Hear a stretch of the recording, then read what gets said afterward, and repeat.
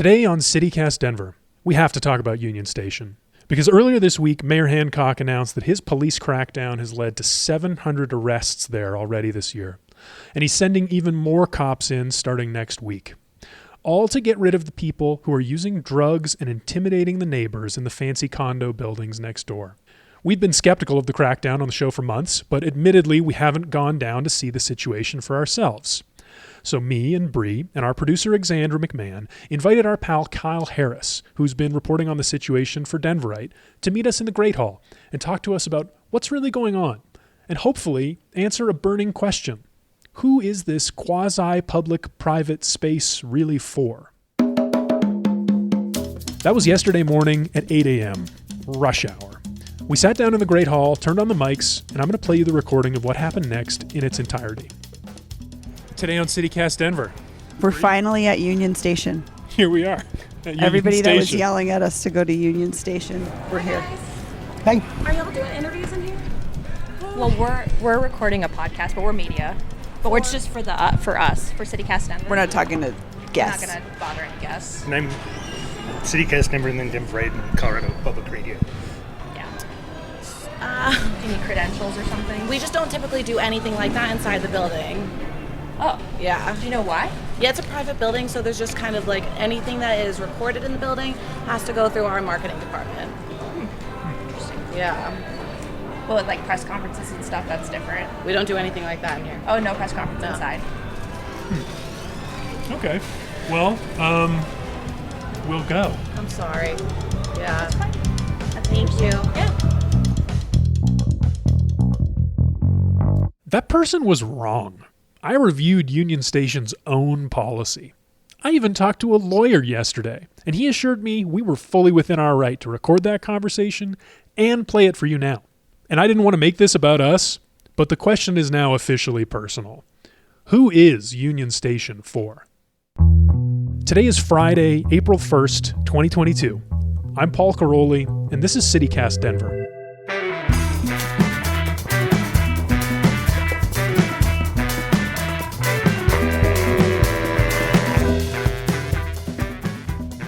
So we're now leaving Union Station. Yes.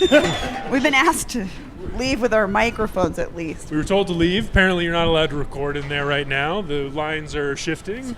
But we're going to take a tour. Bree's here, I'm here, and we have a special guest, Kyle Harris from Denverite and Colorado Public Radio. Hello. Kyle, thanks for joining us. Yeah, thanks, Kyle. Thanks for having me. Kyle, you've been reporting on this place for months now. Talk to us about what we're looking at. Well, we are outside Union Station in downtown Denver, a place that is frequented by people working down here. There's some folks who live here, and then there are a lot of tourists. It's a gorgeous place. It was built in the 1800s. In some ways, Union Station is kind of the convergence of old Denver and new Denver, right? I mean, really old Denver. That's a great way to put it, Kyle. It really is, because it was closed or it was at least not operating in this capacity for a long time. Like, I used to work across the street, and it was like abandoned, except for there was a real sketch club over here called Lotus. Yeah. I mean, I've been through there back in the day, and you would just sit in there. It was kind of a somewhat sad space. And Dana Crawford, several years back, did this huge revitalization project, brought all these restaurants in, reworked it. The Crawford Hotel's here now. It's in many ways a gorgeous, gorgeous space. When it first opened, I was so skeptical. Same. And I fell in love. Yeah. And, you know, this plaza that we're looking at right here is fountains shooting up in the summer.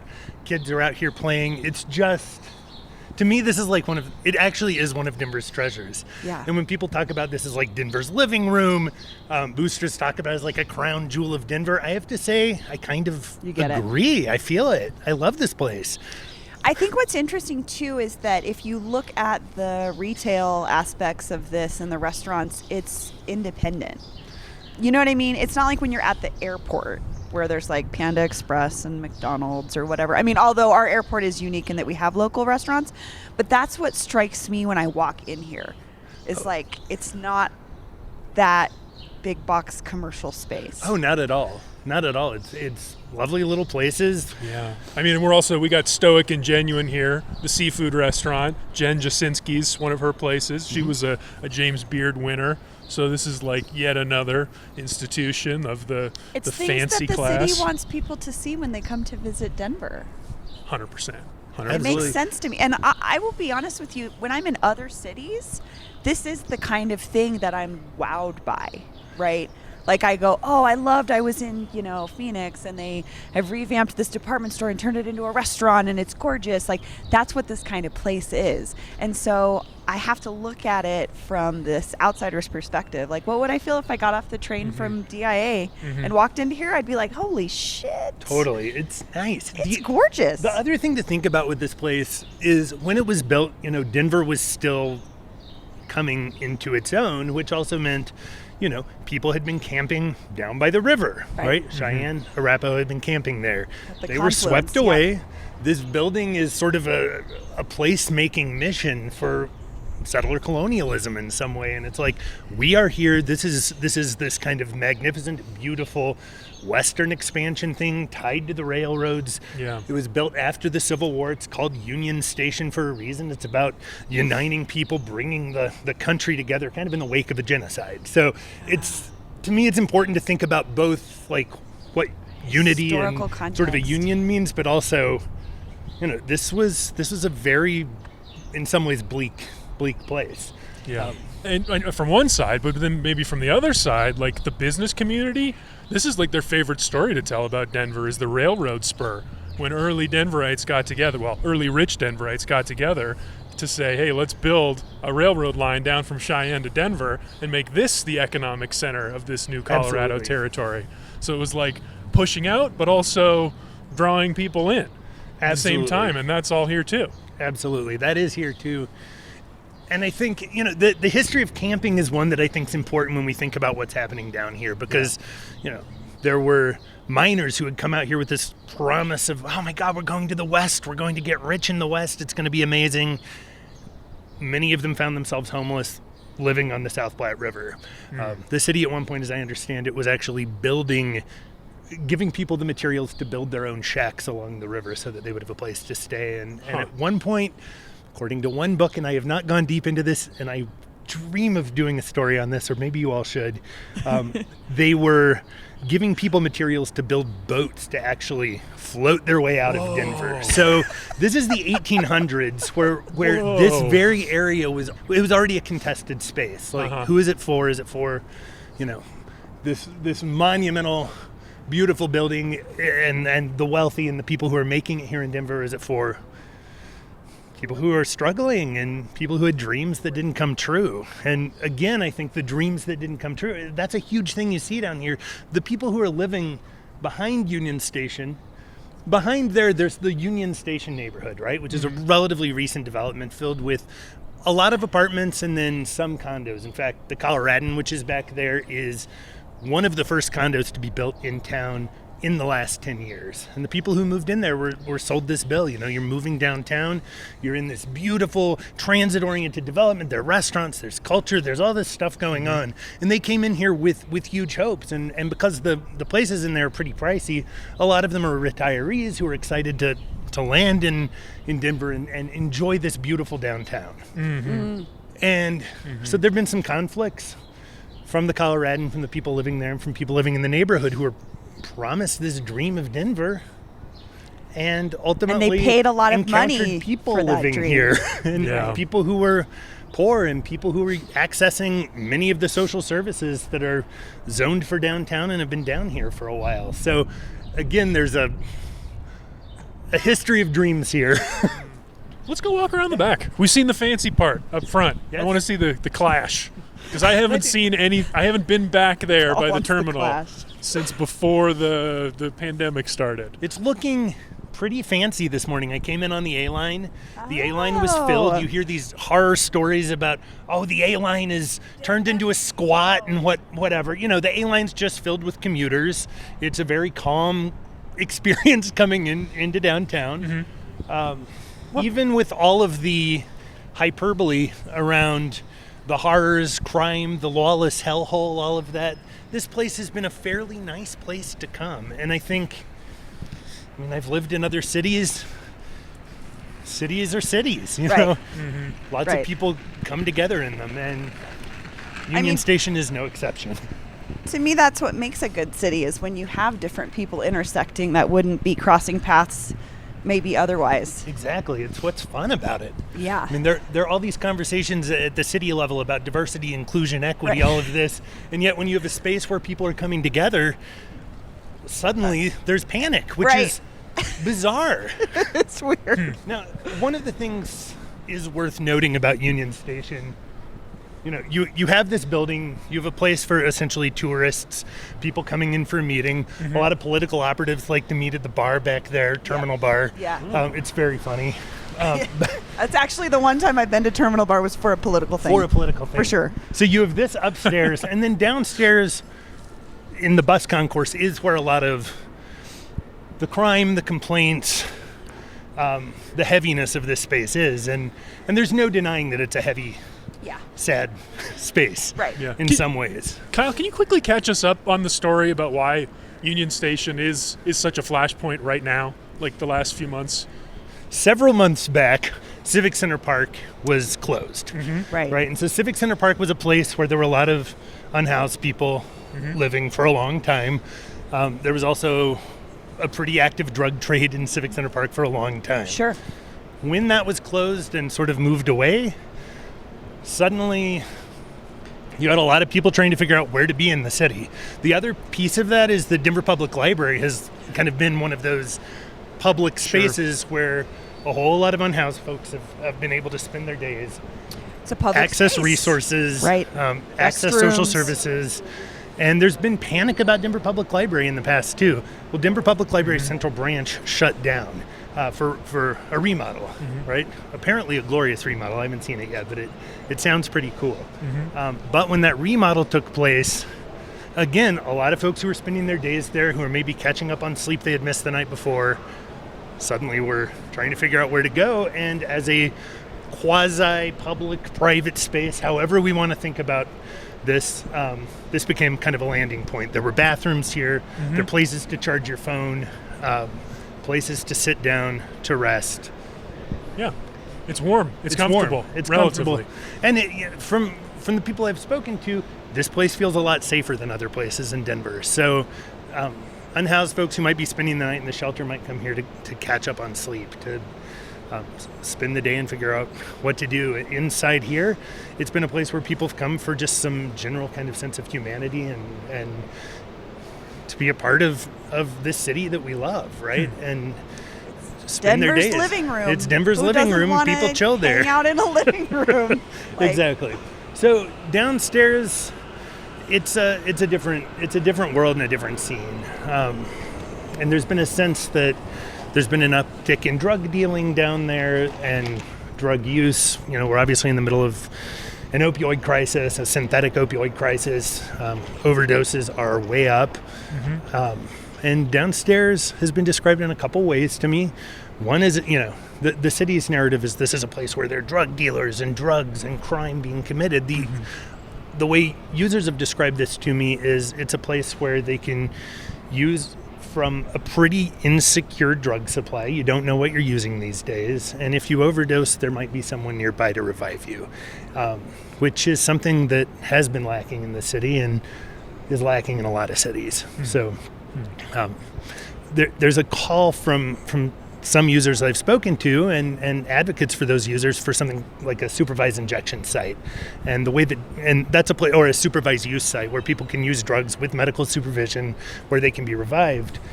Downstairs right now, the way people are describing it to me is that it's kind of a de facto supervised use site. So there are guards there, people have Narcan and naloxone, they can revive you. People can revive each other and take care of each other. So it's really about safety. Can we go downstairs?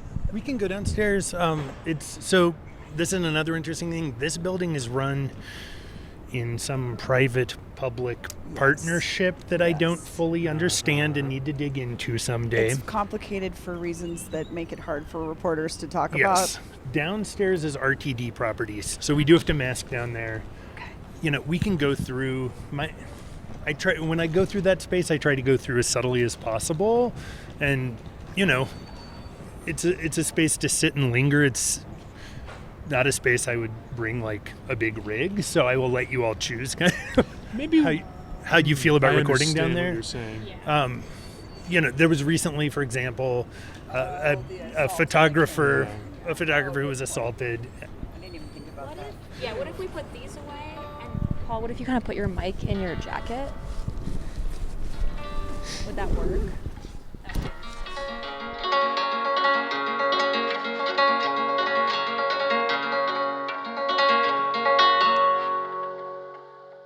My cat Freddie loves to be brushed and cuddled. But stirring up his cat allergens meant sneezing and itchy eyes. Then I found Purina One Live Clear. It's cat food that reduced the major allergen and my suffering in as little as 21 days. Now, we feel closer than ever. If you have issues with cat allergens, you really need to try Purina One Live Clear. Try new Purina One Live Clear today. Purina One, a difference from day one. So do you know where they're going to put the turnstiles? I don't. So turnstiles are one of the options. It sounds like that they're thinking about. So it's like turnstile-like is what I've heard. I imagine that they're going to be trying to cut off as many entrance points as possible, from what I'm hearing. So it's worth sort of noting that they're turning this bus concourse area into a ticketed space only, in an effort to prevent people from using the space. And it's interesting because you think about New York, they compare it to New York. Well, it's not like the subways in New York are free from, say, drug use or other incidents, right? New York, Yeah. They're busy public spaces, so it's like a $3 entrance fee. It'll be interesting to see how that plays out. Yeah, wow. This is a very different vibe than I remember from years ago. It's what we're seeing is people sitting around, some waiting for buses, some sleeping, some nodding off. It's definitely a different scene. A lot of the public amenities in here, say like bathrooms people used, have been shut down now for months, I believe.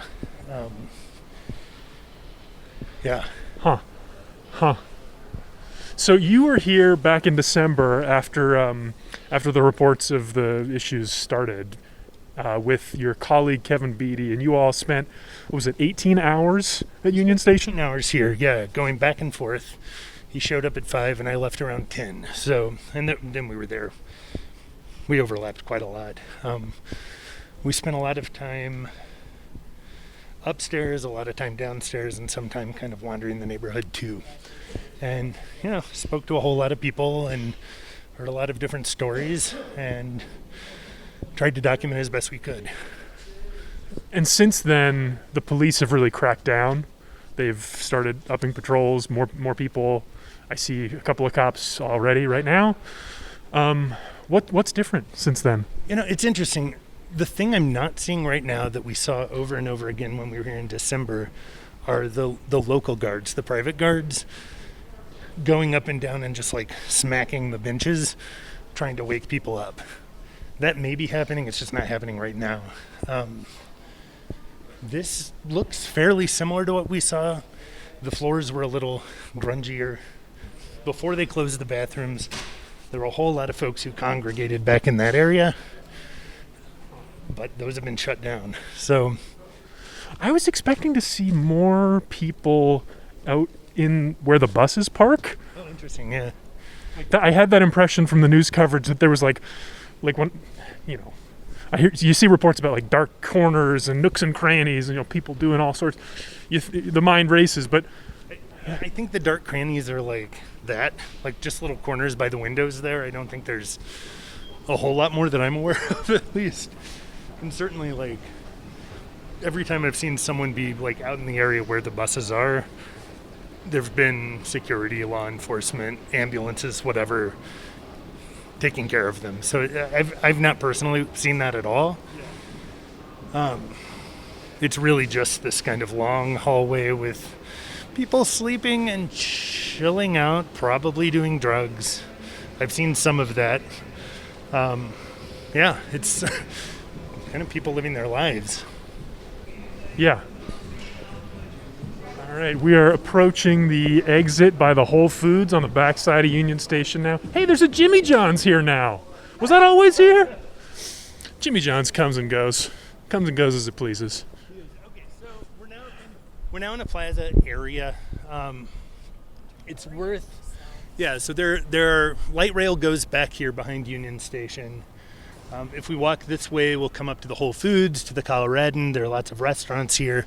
The plazas are kind of on and off spaces people hang out through the day, depending on the weather. And again, it's one of these public spaces that the city is trying to decide what to do with. So if we go over there are going to be some benches, and the benches are fenced off to the public. The rationale folks living in the Coloradan told me was the area was filled with rats. People were setting out dog food, and the rats were eating the dog food. Beyond there were these kind of rectangular structures people would use as benches. Those have been demolished by RTD. So the idea from RTD's perspective is they want to keep this an area where people are flowing in and out and not lingering, if that makes sense. Out of safety concerns is what they say. So speaking of the flowing in and out of this place, we are here. It's like 8:30 in the morning. We wanted to be here at rush hour. Yeah. This is a transit hub. I wanted to see crowds and bustle and hustle. I don't know. I've never commuted through Union Station. I didn't know what to expect, but I expected more people than what we've seen so far today. Seems kind of quiet for a Thursday morning at rush hour. I will say at 8 o'clock or at 7:45 when I stepped off the A line, there was a crowd of people rushing out. Maybe we They were a vanished little late. fast. It's quick. They commuted, they came, they went. That was it. Maybe they went in and bought coffee. The line was long. Yeah. They got breakfast. But people are moving through the space pretty quickly because they have places to go generally, right? If you're using transit, you're not just coming to Union Station to chill most days unless it's the holidays or something.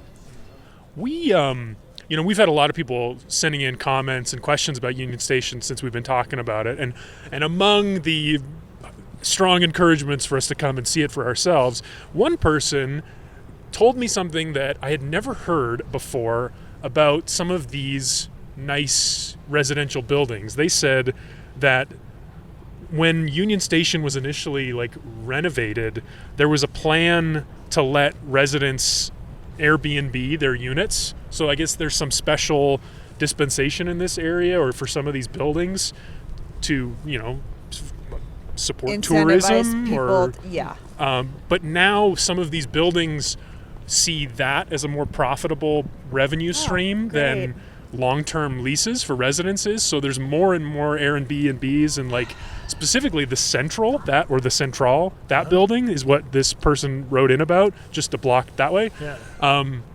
And he said that's he was interested in the effect on the community of greater percentage of Airbnb units versus residential units. That is fascinating and something I know nothing about in this particular area. I mean, the city has... That bums me out so hard. It's surprising to me. It's very surprising.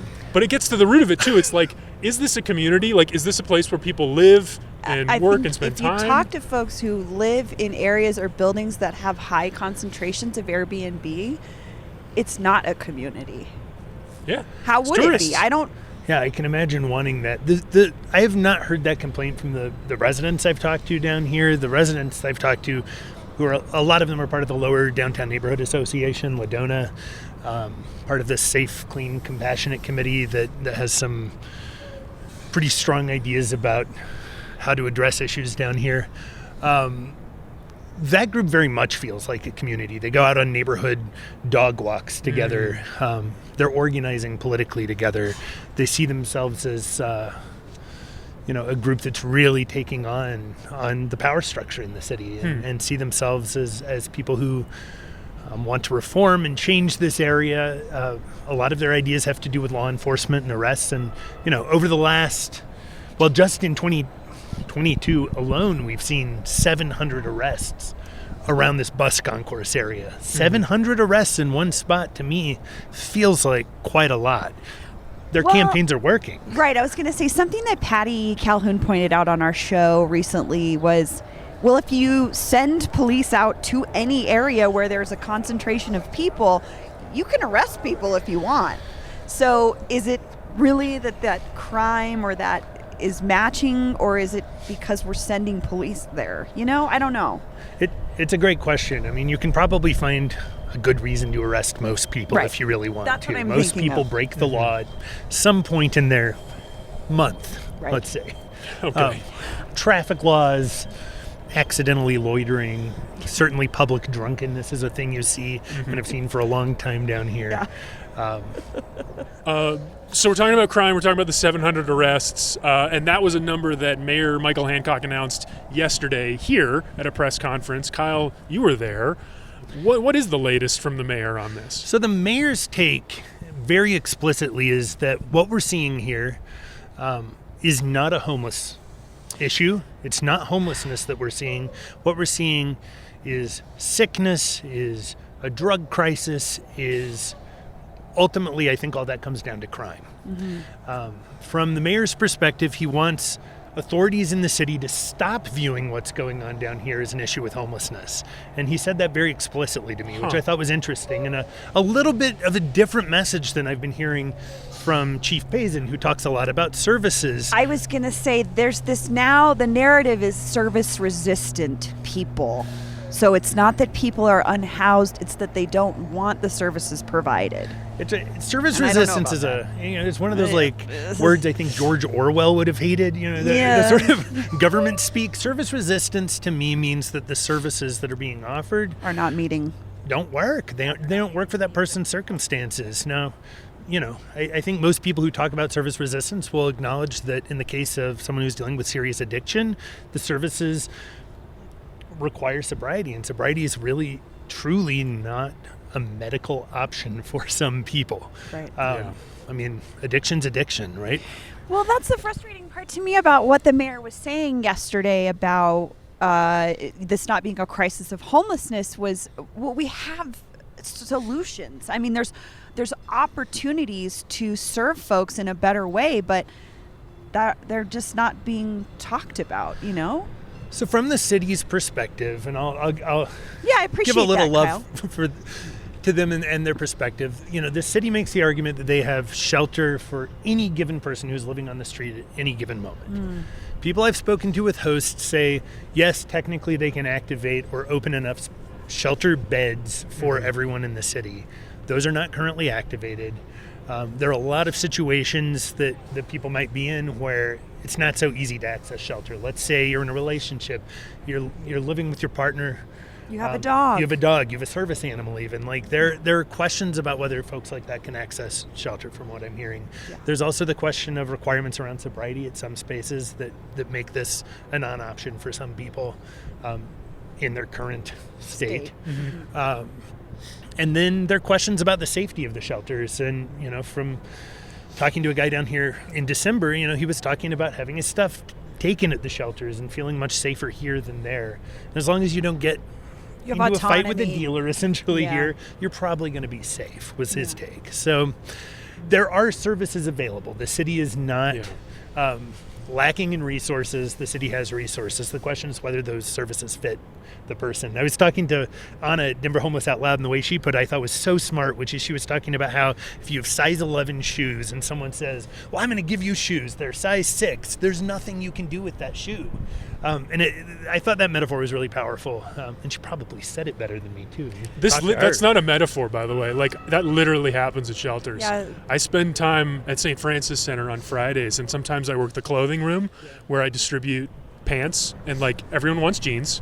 And guess what size jeans we get donations of? Huge ones, small Tiny ones. Yeah. The ones that are average sizes, those go fast. Wow. And then when people come in and they say, I want to size a pair of 32 jeans, I don't have them.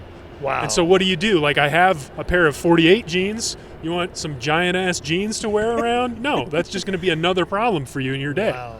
Yeah. It literally happens all the time. All the time. That's perfect. Yeah, I mean, that is a perfect example. So I just want to point, there's this building right here, and this was one of the first buildings to be built in this new development in the last 20 years. This one, and my best friend lived there, and she had a Section 8 voucher. So Section 8 was accepted at some of these nicer places downtown 15 years ago because nobody was living down here. So I think it's just really important to remember where we've come from. Like, people weren't living in luxury apartments 20 years ago down here. Some people were. The loft stuff, that Dana Crawford was doing and other developers was starting. But this is still a new phenomenon for a very young city where the ebbs and flows of Denver's economy are real. And I think we have to acknowledge that this is not just a moment where we're having a crisis. We have been through this before. Oh, yeah. I mean, absolutely. Neighborhoods in the town have gone up and down, and Yeah. trendy and not trendy, and filled with despair, filled with hope, filled with optimism. I do think it's important to remember that some of the buildings, even the luxury buildings, do have affordable units in them. I think that we don't. Yeah. I don't remember that enough, and I need to remember that. Well, and it's tough because affordability is relative. There's a lot of ways to define affordability, but I agree, Kyle, it's something that is missed in this conversation. Is there are some. There's not enough by any means, but they do exist. They do exist. There are some. You're correct. It's not enough. And when I say affordable in this context, I mean income restricted. Right. So not just attainable, right? Like, I couldn't afford probably most of these. Yeah. Including the attainable ones, right? Especially Which is so interesting. as a person with a family who needs it Yeah. bigger than a studio or a one bedroom, Yeah. Which I think family is the question for me downtown, because of all the places in the city, there aren't a lot of kids down here. Yeah. Unless they're tourists. And from my perspective, like, when you see kids going through this space, and my kid and I have walked through this space plenty of times, people respect kids, right? Like, groups of users who are using together, in my experience, have kid, and to me that's a really cool way the community watches out for each other. And the more kids you have, I think the safer a space actually winds up feeling. A lot of the folks I've spoken to down here are retirees. They've moved in from the suburbs in the last few years for the promise of downtown living as kind of a retirement option. In terms of people with children, there are only a handful. And from my perspective, that has to do with affordability. Yes. It has to do with the size of units that are being built. And it does have to do with safety ultimately, and whether people feel like this is a place where they can raise a kid. And I think that creates a certain culture that is a lot more tense. Yeah. That's a good point. Well, I feel like we've been talking for a while. I think we could probably go all day here. This is such a fascinating place. We've been talking about this for months. We have not been here. We just saw it. Yeah. Kyle gave us a guided tour, told us about his reporting. Do you feel differently about Union Station? No. I don't want to be too precious about this, but looking at the folks downstairs, many of them obviously are on something or maybe are using in that moment. I see people I love in those people. I see my friends that have struggled with this. I literally see the type of person that I know. And I can't separate that. They aren't othered to me. Those are people that I know in real life. And that just reaffirmed it for me. I knew exactly the kind of person people are describing when they describe users. And I take it very personally because people who use drugs are my friends. And that's what I saw down there. Well, Kyle Harris of Denverite, Colorado Public Radio, thanks for joining us on Thanks, CityCast Kyle. Denver. Thanks for having me. This is It's been a awesome. pleasure. I'm a huge fan of your all, so this is nice.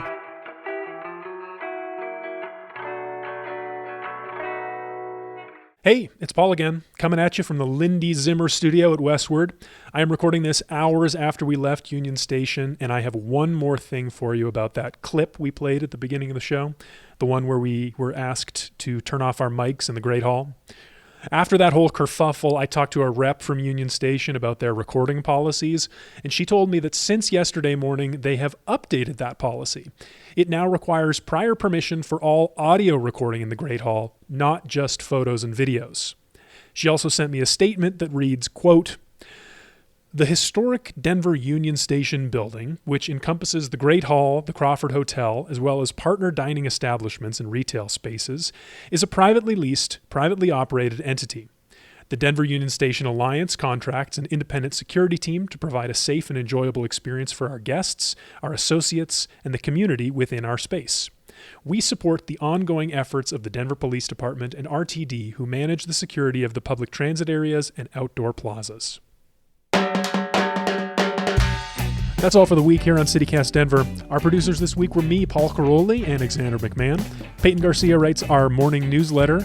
Bree Davies is our host. Our music is by Los Mocochetes, with additional mixing by Tyler Lindgren. If you haven't already, subscribe to the show and rate us 5 stars wherever you get your podcasts. Follow us on Twitter at CityCastDenver, and tell a friend about us the next time you see them. You can sign up for our daily newsletter and learn more about us at denver.citycast.fm. Hope you all have a really good weekend.